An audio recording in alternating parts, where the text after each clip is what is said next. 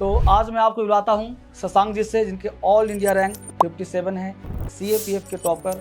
और इनसे जानेंगे कि कैसे तैयारी की जाती है, क्या क्या स्ट्रगल है, क्या क्या प्रॉब्लम है लाइफ में तैयारी करने में। तो इनसे मिलते हैं शशांक जी से। तो आप बताइए शशांक जी, सबसे पहला चीज़ कि आप अपना संक्षिप्त परिचय दीजिए, इसके साथ साथ एग्ज़ाम के बारे में थोड़ा सा कुछ बताइए। सर, मेरा नाम शशांक गौरव है। मैं बिहार के छपरा जिले का निवासी हूँ और इस बार यूपीएससी CAPF 2024 की परीक्षा में मैंने ऑल इंडिया रैंक 57 हासिल करी है। जी सर। बहुत बढ़िया।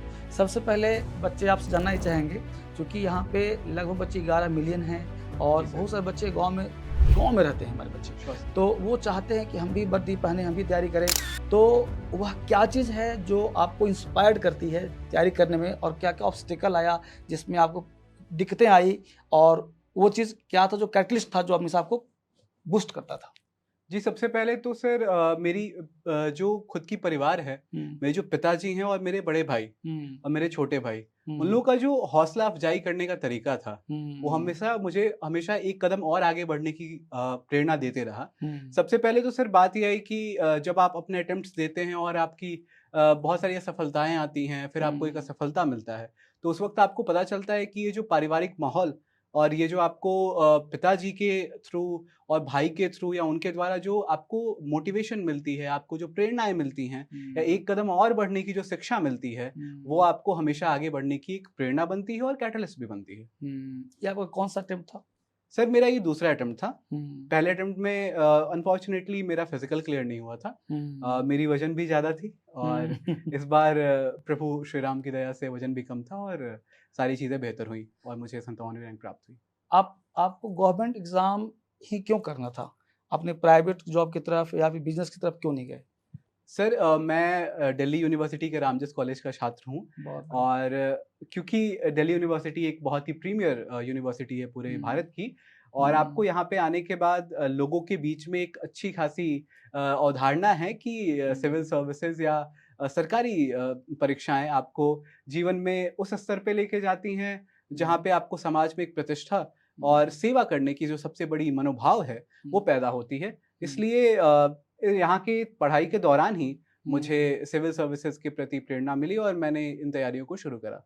आजकल के बच्चे हैं शशांक जी, कि वो बच्चे पढ़ना नहीं चाहते हैं, लिखना नहीं चाहते हैं, और जब से वो ऑनलाइन हुआ है ना, जी सर। बच्चे हो गए हैं एडिक्ट फ़ोन के। और वो क्या करते हैं कि लिखते नहीं हैं कुछ भी, हमेशा देख लिया, कर लिया, नोट्स बना लिया, टिप-टॉप कर लिया। तो राइटिंग स्किल्स के बारे में बच्चों को क्या सलाह दें, कितना इम्पोर्टेंस है उसका, और बच्चों को क्या कहना चाहेंगे आप? जी सर, सबसे पहली बात तो अगर आप CAPF की बात करें या यूपीएससी CSE की बात करें हुँ, या इसके अलावा आप बैंकिंग एग्जाम की बात करें तो हुँ, बैंकिंग में मेंस के बाद आपको एक लेटर राइटिंग का एक पेपर होता है हुँ, 20 मार्क्स का। अगर आप CAPF के बात करेंगे तो पेपर 2 पूरी की पूरी राइटिंग स्किल्स पे ही है, हुँ। जहाँ आपको 3 घंटे की एक कठिन लेखनी का प्रदर्शन करना होता है। सही उसके बात। अलावा आपको अगर आप CSE की बात करेंगे सिविल सर्विसेज एग्जामिनेशन की, तो आपको लगभग इतने कठिन पेपर्स देने होते हैं जो कि 3-3 घंटे में पूरे करने होते हैं और आपकी अगर लिखने की हैबिट नहीं होगी और आपका हुँ, अगर रुचि ज़्यादातर रील सरकाने में होगा, हाँ, तो वो चीज़ें आपको ज़रूर प्रॉब्लम करेंगी। इसलिए मेरी सलाह आपके द्वारा भी यही रहेगी और आपके सारे देखने वालों और दर्शकों के लिए यही सलाह रहेगी कि आप लिखने की कोशिश करें। हुँ। ज़्यादा से ज़्यादा लिखें और नए शब्दों को सीखने की कोशिश भी करें। बहुत बढ़िया। मैं थोड़ा-सा यहाँ पे जानना चाहेंगे कि DSL के जो कुछ बुक्स हैं जी सर। सिलेक्टेड, जैसे वॉल्यूम 1, वॉल्यूम 2, या आपने देखा होगा स्ट्रक्चर की बुक है, येलो बुक है। जी सर। ये सब किताब कितना हेल्प कर सकता है तमाम बच्चों को? सर, मेरे नज़रिए में DSL के बुक्स काफ़ी कारगर साबित होते हैं। सबसे पहले तो आपको जो स्ट्रक्चर है, हुँ, वो आपको बोलने का स्ट्रक्चर भी बताता है और लिखने का भी स्ट्रक्चर बताता है। और हुँ, मेरी मान्यता ऐसी है कि अगर आप जो बोलते हैं हुँ। और वही आप सोचते हैं और वही आप सोचते लिखते हैं, लिखते हैं। तो सबसे पहले तो आपको स्ट्रक्चर पे मास्टर करनी है, तो सर की बुक DSL की जो स्ट्रक्चर वाली बुक है, उसको आप फ़ॉलो करें और उसके अलावा वॉल्यूम 1, वॉल्यूम 2 से आप अपनी वोकैब्युलरी को स्ट्रॉन्ग करें। बहुत बढ़िया। दोज़ आप न्यूज़पेपर और बहुत सारी चीज़ों से हुँ, पढ़ते हैं, लेकिन हुँ, मुझे ऐसा लगता है कि जो स्ट्रक्चर्ड वे में सर ने यहाँ हुँ, पे वॉल्यूम 1 और वॉल्यूम 2 में चीज़ें इकट्ठा करी हैं, वो हुँ, आपको पकी-पकाई तौर पे, रेडीमेड तौर पे सारी चीज़ें मिल जाती हैं, हुँ, जिसको आपको पढ़ना है और याद करना है। और इसके अलावा अगर आप येलो बुक भी देखें, तो आपकी पेपर 2 की राइटिंग में हुँ, काफ़ी आपको मदद करेगी। हुँ। यहाँ पे 2 बात और जानना चाहेंगे कि सेल्फ मोटिवेशन जी सर। आजकल बच्चों को नहीं आ पाता है, जी सर। तो उसके लिए आप क्या करते थे? सर मुझे ऐसा लगता है कि सेल्फ मोटिवेशन से ज़्यादा सेल्फ डिसिप्लिन इम्पॉर्टेंट है। ओके। और अगर आपको लगता है कि आपको 8 घंटे पढ़ने की आपकी क्षमता है, तो आपको वो 8 घंटे किसी ना किसी तरीके से पूरे दिन में देनी है टेबल पे। आपको वो 8 घंटे बितानी है, 8 घंटे में चीज़ों को समझना है और उसे आत्मसात करना है। तो अगर आप सेल्फ मोटिवेशन की तरफ जाते हैं, तो वो मोटिवेशन आपको 3 से 4 दिन बैठने की कोशिश ज़रूर करने देगा, मगर उसके बाद वो 3 से 4 दिन के बाद आपकी डिसिप्लिन काम आती है, जहाँ आप रेगुलरली उसी जगह पे बैठ के, उसी माहौल में बैठ के, उन्हीं किताबों के साथ बिताते हैं। बहुत बढ़िया। इन्होंने एक बहुत अच्छी बात कही कि मोटिवेशन उस बुलबुले के समान है जो उठता तो है फिर डाउन हो जाता है। जी सर। यानी आपके अंदर सेल्फ डिसिप्लिन होना चाहिए, जिसके तहत आप कुछ भी कर रहे हो बस एक डिसिप्लिन में करना है। मोटिवेशन हो चाहे ना हो, बस 8 घंटा करना है तो बस करना है, चाहे आपके साथ कुछ भी घटना घट रहा हो। तो ये डिसिप्लिन कहता है कि हवाएं चलती हैं उस तरह से, यूनिवर्सल ट्रुथ की तरह आपको 8 घंटे पढ़ने हैं, 6 घंटे पढ़ने हैं, चाहे आप कुछ भी स्थिति में हो, चाहे स्थिति आप कैसी भी हो। यानी डिसिप्लिन रखना। और इनके बारे में खास बताऊंगा आपकी बात, तो ये इंस्टाग्राम, व्हाट्सएप, फेसबुक, इनका सब बंद है। क्या मैं राइट कर रहा हूँ सर? जी सर। मैंने 5 सालों के बाद वापस से इंस्टाग्राम इंस्टॉल किया है रिजल्ट आने के बाद। और व्हाट्सएप भी बहुत कम चलाना था, केवल परिवार के लोगों से बात करना। हाँ। और यूट्यूब पे भी वो होता है ना कि आप लैपटॉप में ज़्यादा यूज़ करते हैं, तो वहाँ पे आपको वो कम रील सरकाने का मौका लगता है। तो आप लैपटॉप से यूट्यूब चला सकते हैं और सर की क्लासेस भी देख सकते हैं और डिफरेंट एजुकेटर्स को भी पढ़ के समझ सकते हैं। समझ सकते हैं। इसका मतलब यह है कि अगर आप रील सरकाओगे ना बेटा, तो जीवन रेल बन जाएगा। इसलिए रेल नहीं बनाना है, सफल होना है और हमेशा के लिए अपने रील्स, इंस्टाग्राम, व्हाट्सएप ये सब बंद करके अगर नौकरी चाहिए ना तो करना पड़ेगा, वरना पता है क्या, शादी भी नहीं होगी आजकल। तो ये बहुत, बिहार में आप जानते हैं, बिहार का आप हैं, जी तो सर। प्रॉब्लम आपको आएगा। जी सर। अगला क्वेश्चन लेते हैं आपसे, बहुत सिंपल क्वेश्चंस, कि आप जब एग्जाम की तैयारी कर रहे थे तो आपके हेल्थ इश्यूज भी आए होंगे, जी सर। बहुत सारा प्रॉब्लम इशू आएगा, सोशल इशू, पारिवारिक इशू, तो उस इशू को आप कैसे टैकल करते थे? सर, जहाँ तक बात शारीरिक समस्याएँ की हैं, आपका जो तबीयत ख़राब हो जाती है या यहाँ के खाने में थोड़ी-सी प्रॉब्लम्स हैं, आप कैफ़ेज़ और जनरली मेस में खाना खाते हैं और आप वो व्यवस्था कर नहीं पाते जहाँ पे आपको स्वच्छ खाना मिल पाए, तो यहाँ पे सबको परेशानियाँ आती हैं। तो बेहतर ये होगा कि आपको एक्टिवली चूज़ करना है। आपको हमेशा चूज़ करते रहना है कि क्या मेरे शरीर के लिए बेहतर होगा और क्या नहीं। इसी के अलावा अगर आप बात करें तो आपकी मानसिक और पारिवारिक समस्याएँ, वो मुझे ऐसा लगता है कि भारतवर्ष ऐसा है कि जहाँ पे बहुत वृहद परिवारों की भूमि रही है ये। हाँ, तो आपको छोटी-मोटी समस्याएँ हमेशा आती रहती हैं, आपको उन सबको झेलते हुए, उन सबको समझते हुए और उन सबसे एक प्रेरणा लेते हुए कि आपको क्या नहीं करना है अपने परिवार के साथ और उन सारी चीज़ों को सीखते हुए आगे बढ़ना है। और साथ ही साथ आपको ये नहीं भूलना है कि आप क्यों दिल्ली में हैं और क्यों पढ़ाई करने बैठे हैं आप। बिल्कुल, बिल्कुल।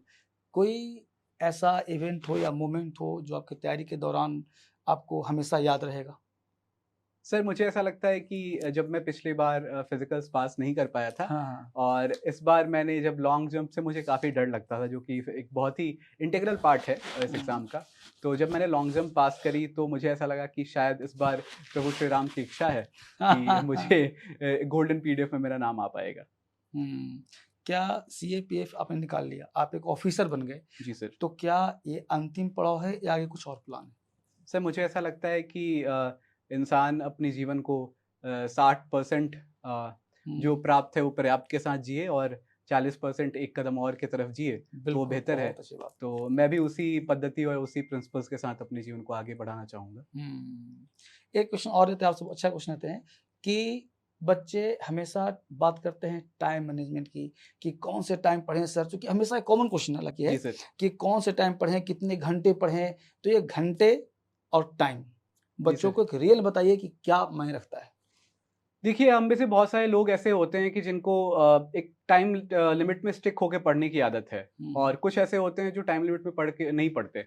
वो अपने हिसाब से पढ़ते हैं, अपने वक़्त पे पढ़ते हैं। हुँ, सबको ऐसा लगता है कि यार आज मन नहीं है, कल मन नहीं है, परसों मन नहीं है, उसके हुँ, बाद पढ़ पाएँगे। तो हुँ, मेरा यही सुझाव रहेगा कि अगर आपने खुद से वादा किया है, हुँ, तो आप खुद से ऑनेस्ट रहिए कि 8 घंटे अगर आपको देनी है, तो हुँ, पूरे दिन में हो सकता है सुबह दे लीजिए, अगर आपको नहीं वक़्त मिल रहा शाम में 8 घंटे दे लीजिए। हुँ, पूरे दिन का 1/3 हिस्सा अगर आप किसी चीज़ पे लगाते हैं, कंटिन्यूअसली 1 या 2 साल तक, तो हुँ, वो चीज़ें आपके साथ आप जुड़ जाती हैं, वो आपके जीवन का हिस्सा बन जाती हैं। तो ये 8 घंटे आपको हमेशा अपने जीवन में जब भी हुँ, आप तैयारी कर रहे हैं, तो अपने दिन का 1/3 हिस्सा लगाएँ और बेहतर हुँ, ये होगा सर कि एक धुरी में या एक खांचे में बंद के नहीं पढ़ाई की जाए। थोड़ा लिबरल होके और खुद को भी मौका देते हुए अपने सारे हॉबीज और अपने सारे शुगल शुगल सर मेरे हिसाब से एक उर्दू शब्द है जो आपको आपकी हॉबीज से ही बेहतर है। खाली वक्त में आपको ऑटोमेटिकली वो चीज़ आप करने लगते हो, तो वो आपका शुगल भी आपके साथ जीवित रहे और आपकी हॉबीज भी आपके साथ जीवित रहे, और साथ साथ 4 घंटे अगर आप सुबह पढ़ लेंगे और 4 घंटे शाम, तो शायद मुझे ऐसा लगता है कि काफ़ी वक्त आपको पूरे दिन में मिलेगा कि आप बाकी चीज़ें भी कर पाएँ। बहुत बढ़िया। इसका मतलब है कि बहुत बच्चे आप जो समझ पा रहे हो कि आपको टाइम नहीं, माइंड मैनेज करना है और कभी भी पढ़ सकते हैं जब आपका मूड करता हो, चूँकि आपका लक्ष्य, आपका नाम ही स्टूडेंट है। तो स्टूडेंट का मतलब क्या है? जब मन करे जब पढ़ाई शुरू कर दो, क्योंकि आपके पास और तो कोई काम है ही नहीं। तो पढ़ाई काम है, तो पढ़ाई के अलावा सारा काम तो करते हो आप, बस पढ़ते नहीं हो। तो 8 घंटे का एक शेड्यूल बनाओ कि 8 घंटे, 6 घंटे जो भी है ना, डिसिप्लिन हमेशा होना चाहिए और उस घंटे में आप अपने आप को सौंप दो। रिजल्ट 100% होना है, जी सर। क्योंकि आपकी किस्मत ज़रूर बदलेगी, बशर्ते शर्त इतना है कि अपने आप को कितने डिसिप्लिन में रखते हो आप। एक क्वेश्चन और लेते हैं आपसे, और वो जानते हैं कि अभी जो बच्चे तैयारी कर रहे हैं, जी सर। जो गाँव घर से हैं और उनके साथ पारिवारिक इश्यू है, फैमिली इश्यू है, कुछ बच्चे की शादी भी हो जाती है, नहीं पढ़ पाते हैं, तो उनके लिए घर बैठ के ऑनलाइन हो, ऑफलाइन हो, कैसा ऑनलाइन ऑफलाइन का आज क्रेज़ आ गया 2020 जी के सर। बाद, तो आप क्या सलाह देंगे कि ऑफलाइन पढ़ना चाहिए या ऑनलाइन पढ़ना चाहिए, या कैसे, मतलब क्या बेहतर हो सकता है? सर एक एक शेर है कि आपको इस तैयारी में हाँ। आपको अपने खुद के खून को खुद के ज़ख्मों पे मलना होगा, और अगर हुँ। आप चाँद भी हैं तो इस सूरज में जलना होगा। My God! बहुत सुंदर, बहुत तो सुंदर। सर ये चीज़ आपको मैं कहूँ कि सर गागर में सागर लोग ढूँढ लेते हैं और हुँ, माझी अगर पहाड़ तोड़ देते हैं, हुँ, तो आपको अगर आपने ठान लिया है, तो हुँ, ना कोई दुनिया अब अछूती रही है। हुँ, सर की वीडियो अगर आप ऑस्ट्रेलिया में बैठ के भी देखेंगे तो आपको मिल जाएँगी चीज़ें यूट्यूब पे, या हुँ, फिर अगर आप अमेरिका में भी कैलिफ़ोर्निया में बैठ के देखेंगे तो आपको चीज़ें मिल जाएँगी। तो हुँ, क्यों ना आप छत्तीसगढ़ के एक सुदूर इलाके में बैठे हैं, हुँ, राजस्थान के एक सुदूर इलाके में बैठे हैं जैसे जैसलमेर या चुरू इलाका, तो हुँ। वहाँ पे भी आपको सर की वीडियोज़ मिल जाएँगी। तो सच्चाई ये है कि अगर आप पढ़ना चाहते हैं और अगर आपने ठानी है, तो आपको किसी भी जगह से, आप पाताल में भी हैं, तो इंटरनेट है वहाँ पे और आप पढ़ सकते हैं। बहुत बढ़िया। यानी कि आप डिसिप्लिन अगर है, इनका कहने का एक ही मतलब है कि अगर आप डिसिप्लिन है और आपने मान लिया है और ठान लिया है, तो फिर आप कहीं भी हैं, पूरे ऑल इंडिया के और वर्ल्ड में भी कहीं भी हैं, तो आप सफल हो सकते हैं। शर्त इतना है, डिसिप्लिन, डेडिकेशन, मोटिवेशन, ये तीनों का मिल होना चाहिए, और फैमिली, समाज, दोस्त का सपोर्ट। इसके साथ-साथ आपका एनवायरनमेंट कैसा है, आस-पास आप किसके साथ रहते हो, आपका दोस्त कैसा है, कहीं आप उसके साथ तो नहीं रहे जो हमेशा आपको डिमोटिवेट करता है। तो आपके साथ आस-पास का माहौल देखिए, नहीं हो तब जहाँ भी हैं, एक सिंगल एक कमरे डिसिप्लिन पर आप स्टार्ट करिए, सिलेक्शन आपका पक्का होगा। एक लास्ट क्वेश्चन, उन तमाम बच्चों को अगर मोटिवेट करना हो 2 लाइन में, तो उनके अंदर क्या जान डल डाल देंगे? सर जैसा कि मैंने पहले भी आपसे मिलते वक़्त बोला हाँ, कि सपने देखने की एक ज़रूरत है, ज़रूरत है। और एपीजे अब्दुल कलाम भी कहते थे कि you need to learn how to dream, और अगर हुँ, आपको वो नींद हुँ, नहीं आने देता और आपको पूरे दिन जगा के रखता है, जो आपको हुँ, वो सपना वही है जो आपको सोने ना दे, हुँ। तो सोने के बाद देखने वाले सपने सुबह गुम हो जाते हैं। हाँ, ज़रूर। तो वही मैं कहना चाहूँगा सर कि अगर आपने सपने देखे हैं, तो हुँ, सपनों के साथ जिए, हुँ, सपनों के साथ सोएँ, सबको सपनों के साथ उठें और सपनों के साथ हर वो काम करें, जो आपके सपनों के रास्तों में हुँ, आपको एक-एक कदम आगे बढ़ाता रहे, हुँ। और अपने सपने को अपने हाथ से तब तक ना जाने दें, जब तक वो सपना आपका ना हो जाए। बहुत-बहुत धन्यवाद।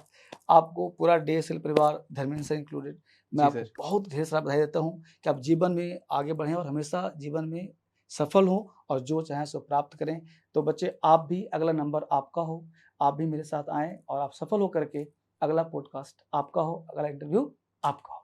बहुत-बहुत शुक्रिया सर, और ख़ासकर मैं डीएसएल परिवार को धन्यवाद देना चाहता हूँ कि उन्होंने मुझे ये मौका दिया कि मैं आप सबों से मुख़ातिब हो सकूँ और आप सबों से अपनी हयात, अपनी जीवन की एक जर्नी शेयर कर पाऊँ। बहुत-बहुत धन्यवाद सर।